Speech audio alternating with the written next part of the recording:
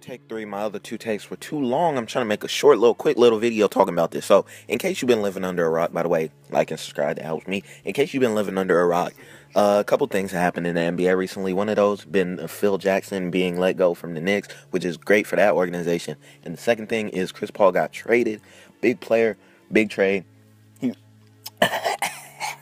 No problem. I was just joked and died there, but no homo on that. I'm fine. But he was going to lead the Clippers anyways. He was not winning. He went to win a championship, and every time they had a legit shot, which they did before the Warriors built that super team and stuff, they had a legit shot, and injuries happened. Either Chris Paul or Blake Griffin got injured, so he was going to be gone. They decided to get some out of it.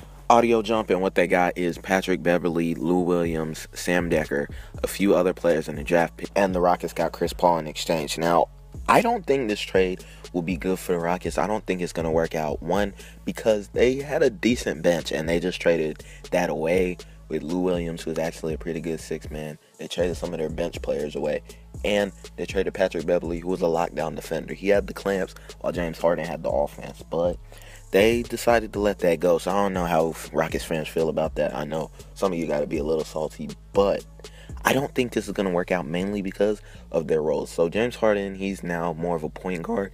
After this season, he decided to step up, play the point, facilitate the team, get his teammates involved, average of the double-double with assists, did excellent, almost won MVP. If it wasn't for Russell Westbrook, he would have definitely won. And they won 55 games, which is a lot of games. So they had a decent team. They had a good point guard in James Harden, and they traded for another point guard. Now, Chris Paul, where his main critique comes from is that he's an old school point guard, real old school point guard. He's a stat sheet kind of dude, assist to turnover ratio, efficiency type of guy.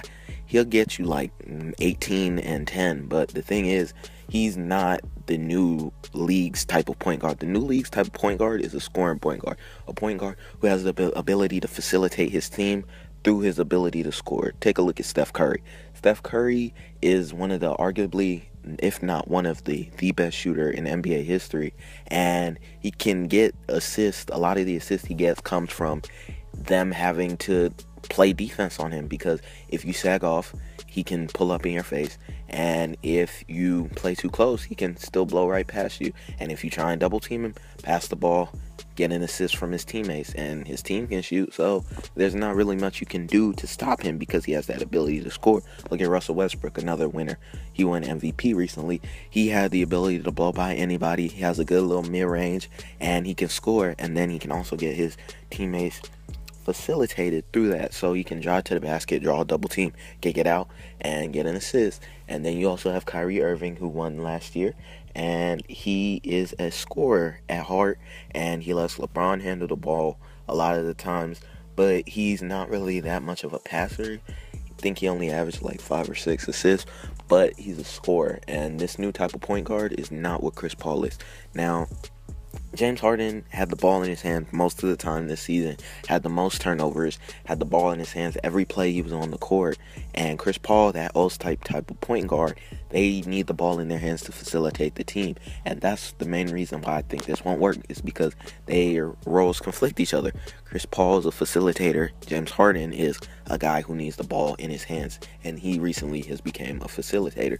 So either what's going to happen is Chris Paul is going to score less, clamp up on defense, and James Harden is going to facilitate less, so worry about getting his teammates involved less, and he's going to score more. He needs to up his scoring, and his assist numbers are going to go down for sure, probably his rebound numbers too. But in order for this to work, that's what's going to need to happen, and even then, there's still not a championship contender because of one man, and that's KD. Even if Chris Paul manages to lock up Steph Curry and James Harden gets his stuff together and outplays Klay Thompson, they still got KD, and that's why the Cavs lost. It's because of KD. So, there you have it. That's all I have to say. I had 2K playing in the background. Hopefully you don't mind. That's it for now. I'm out until next time.